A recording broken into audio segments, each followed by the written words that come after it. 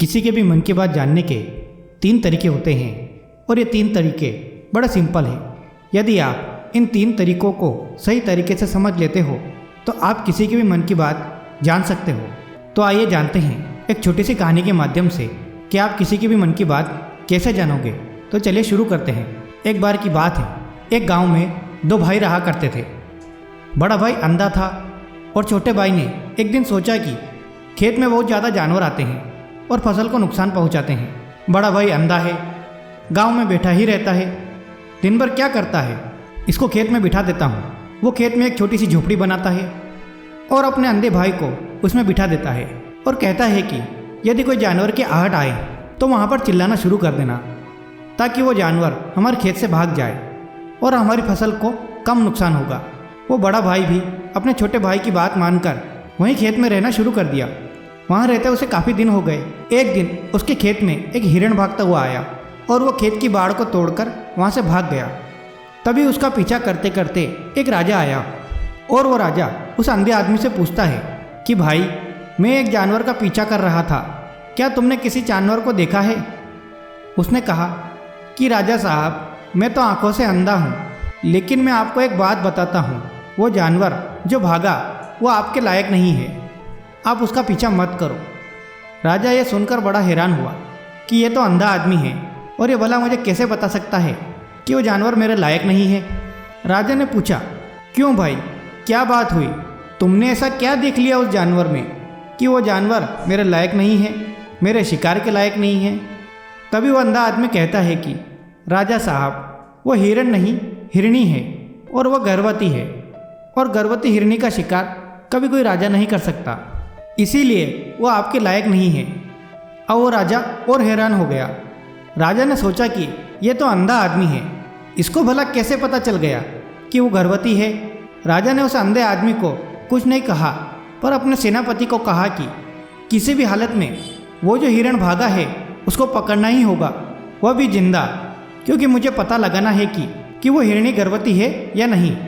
क्योंकि यह अंधा आदमी बड़े विश्वास के साथ कह रहा है कि वो गर्भवती हिरणी थी और वह हमारा शिकार नहीं है, क्योंकि अगर वह सच में गर्भवती हिरणी है तो सच में हमारा शिकार नहीं है, क्योंकि हम तो हिरण का पीछा कर रहे थे।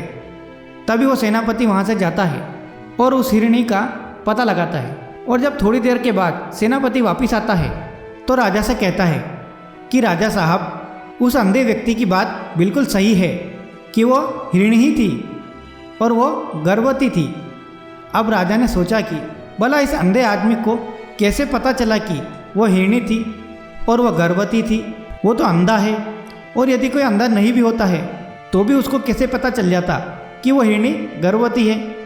ये तो बड़ा पारकी है। अब मुझे इस बात को जानना ही है कि इस बात को आखिर उस अंधे आदमी ने कैसे पता लगाया।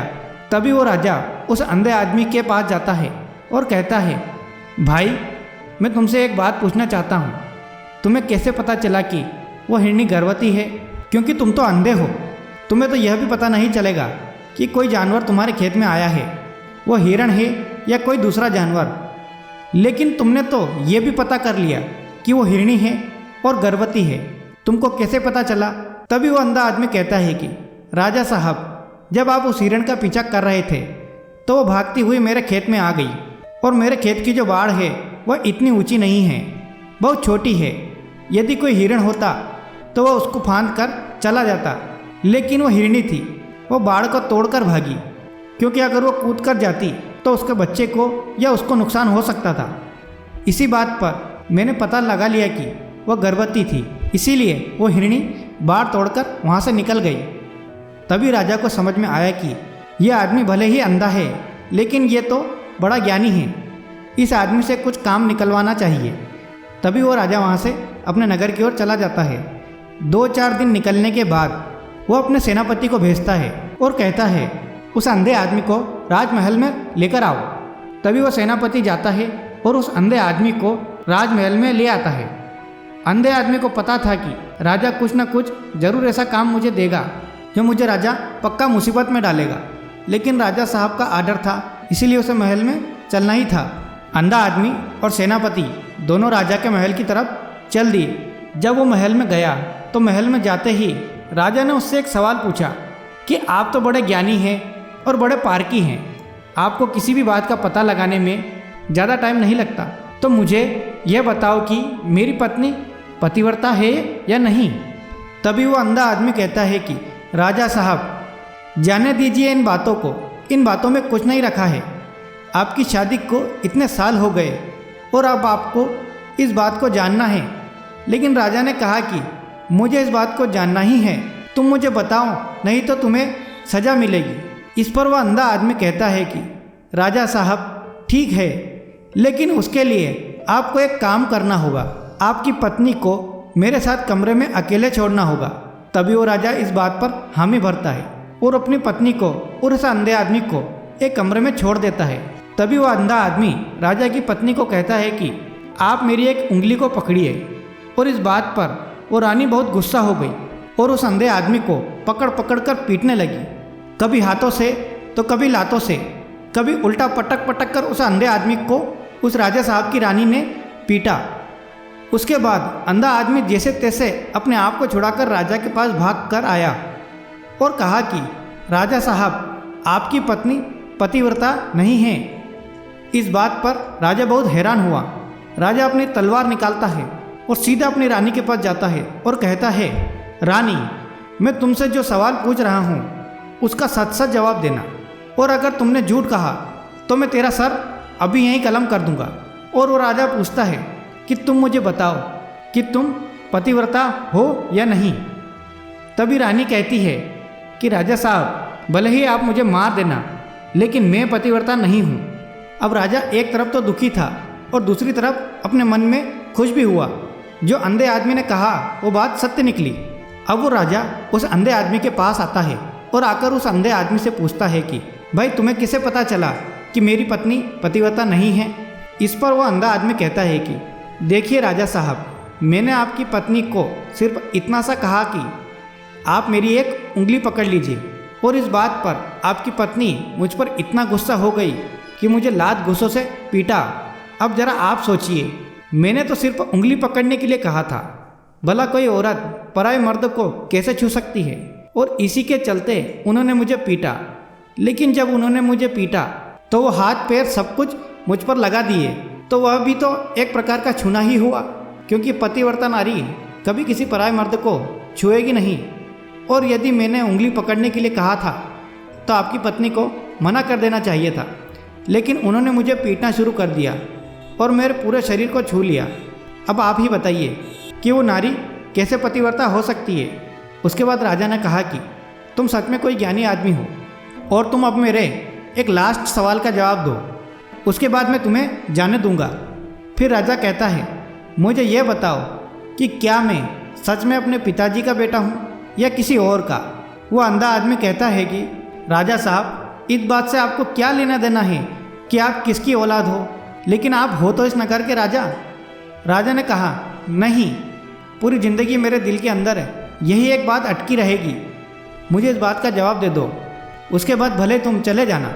उसके बाद वो अंधा आदमी कहता है कि राजा साहब, उसके लिए तो मुझे आपकी माँ के पास भी जाने की ज़रूरत नहीं पड़ेगी, मैं उसका जवाब आपको यहीं दे देता हूँ, बस आप वादा करो कि आप गुस्सा नहीं करोगे। राजा ने कहा, नहीं, मैं गुस्सा नहीं करूँगा, जो भी सही बात हो वह तुम मुझे बताओ। उसके बाद वो अंधा आदमी राजा से कहता है, राजा साहब, आप हो तो अपने पिता के ही पुत्र, लेकिन आपके ऊपर एक कंजूस सेठ की छाया पड़ी हुई है। उसके बाद राजा और गुस्सा हो गया और तलवार निकालकर अपनी माँ के पास गया और माँ से पूछता है, माँ, जो कुछ भी बात हो मुझे सच सच बताना, और यदि सच नहीं बताया तो मैं यहीं आपके सामने आत्महत्या कर लूँगा। आप मुझे यह बताओ कि क्या मैं सच में अपने पिता का बेटा हूँ। उसके बाद वो माँ कहती है कि तू अपने पिता का ही पुत्र है, लेकिन तुम्हारे ऊपर एक कंजूस सेठ की छाया पड़ी हुई है। एक बार नहाने के बाद अपना मुंह कांच में देख रही थी, तभी मुझे कांच के अंदर से पीछे एक कंजूस सेठ नजर आ जाता है और उससे यह छाया तुम्हारे ऊपर पड़ जाती है।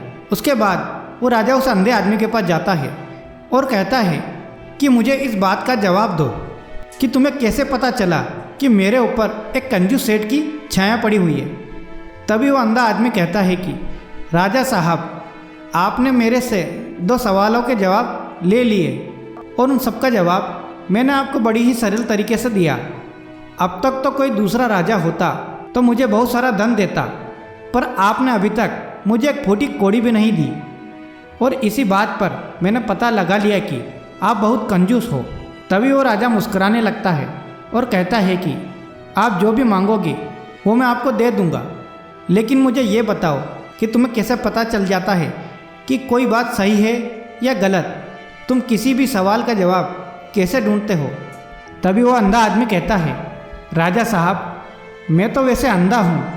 यदि मेरे आँखें होती तो मैं किसी के भी मन की बात जान सकता हूँ। मन की भी एक भाषा होती है, लेकिन उसको आदमी की बॉडी से देखा जाता है कि आदमी अपनी बॉडी से, अपनी आँखों से, अपने होठों से, अपने जीभ से कैसे क्रियाएं करता है।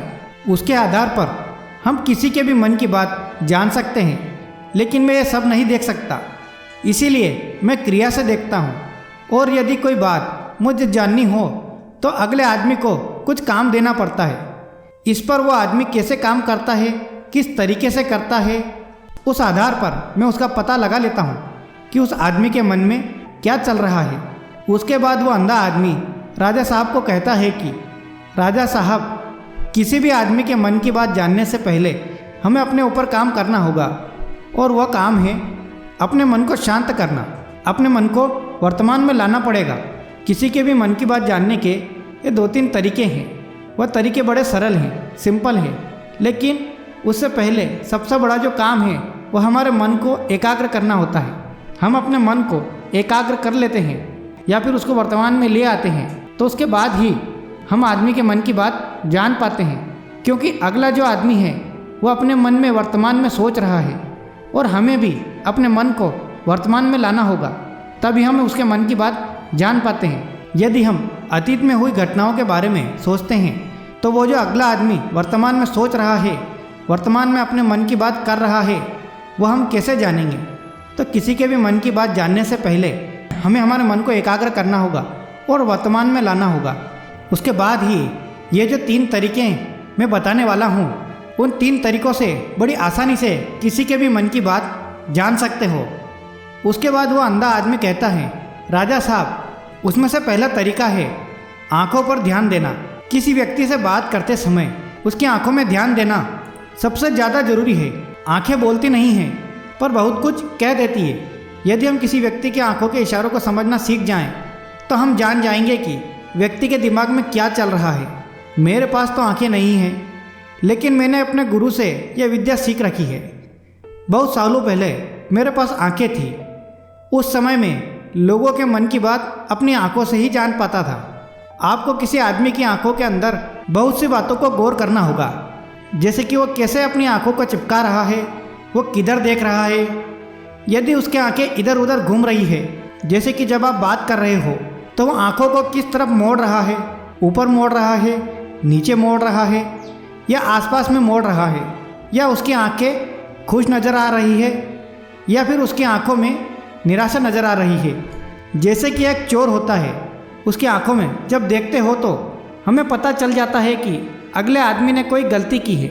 उसी तरीके से जैसे कोई चालाक आदमी होता है, उसकी आँखें भी एक अलग तरीके से होती है। जब किसी के आँखों में देखना शुरू करेंगे तो आपको पता चल जाएगा कि उसकी आँखों की एक भाषा होती है। जैसे कि एक सिंपल सा तरीका है, यदि किसी आदमी को ये पता लगाना है कि वो आदमी झूठ बोल रहा है या नहीं, तो उसकी आंखों पर ध्यान देना।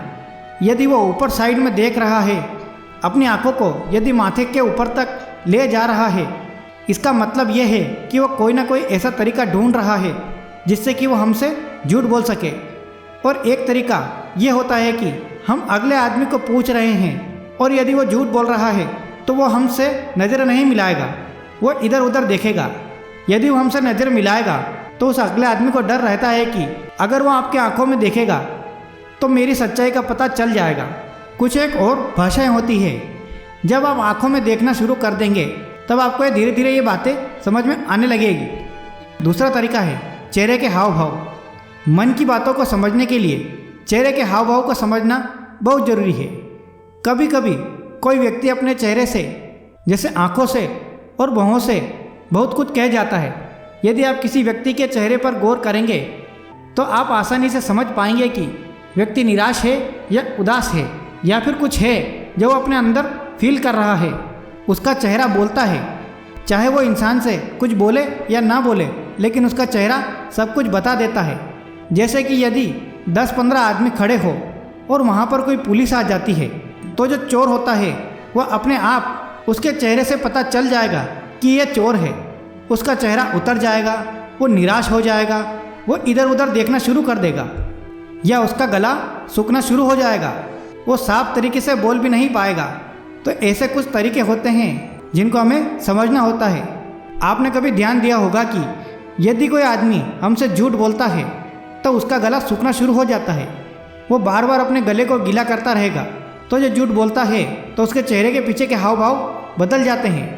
तो इसी तरीके से हमें आदमी के चेहरे को पढ़ना होता है कि उसके भौहें क्या कर रही है, उसकी आंखें क्या कर रही है जब हम उससे बात कर रहे हैं। और तीसरा तरीका होता है हाथ के इशारे और बॉडी लैंग्वेज को समझे, मन की बात को समझे।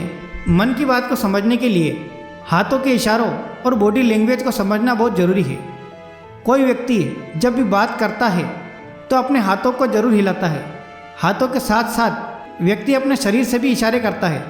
हाथों और शरीर के इशारों से हम समझ सकते हैं कि सामने वाला व्यक्ति हमारी बातों पर कितना ध्यान दे रहा है और उसके मन में क्या चल रहा है। बॉडी लैंग्वेज को देखने के लिए उसके हाथ मटकाने, शरीर मटकाने, झुकने, बैठने, मुड़ने, बार बार हाथ चेहरे पर लगाने, हाथों को एक दूसरे से मसलने, ऐसी बहुत सी क्रियाएं होती है, उस पर हमें ध्यान देना होता है। मन की बात को समझने के लिए बॉडी लैंग्वेज को समझना पड़ता है। यदि हमने तीनों तरीकों पर सही तरीके से ध्यान देकर ये तीनों तरीके समझ लेते हैं तो हम बहुत जल्दी आदमी के मन की बात समझ लेते हैं। क्योंकि आदमी के हाव भाव से जो मन की बातें होती है वो बॉडी पर दिखती है, आँखों पर दिखती है, चेहरे पर दिखती है, उसकी बॉडी पर दिखती है। तो इससे हम समझ लेते हैं। बस हमें बॉडी लैंग्वेज की भाषा आनी चाहिए, उसके बाद हम बड़ी जल्दी आदमी के मन की बातों को जान सकते हैं।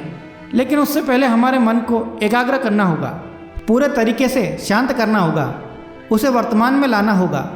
यदि हम किसी आदमी के बॉडी लैंग्वेज को समझ रहे हैं और हम अतीत में कोई घटना हुई उसके बारे में सोच रहे हैं तो हमारा दिमाग फिर उस बॉडी लैंग्वेज को नहीं समझ पाएगा। इसीलिए उसको एकाग्र करना होगा और वर्तमान में लाना होगा, तभी अगले आदमी की बॉडी लैंग्वेज को सही तरीके से समझ पाते हैं। बहुत लोग जो दूसरों के मन की बात जानते हैं वो बस यही करते हैं, अपने मन को एकाग्र करते हैं, उसके बाद अगले आदमी की आंखें, चेहरे और उसकी बॉडी लैंग्वेज को समझते हैं। उससे आदमी की मन की बात बड़ी आसानी से समझ लेते हैं। तो दोस्तों, यही वो तरीके हैं जिससे आप किसी के मन की बात जान सकते हो। मैं उम्मीद करता हूँ कि आपको इस कहानी से कुछ ना कुछ सीखने को जरूर मिला होगा। वीडियो पसंद आया हो तो प्लीज़ लाइक कीजिए और इस चैनल को जरूर सब्सक्राइब कीजिए। धन्यवाद दोस्तों।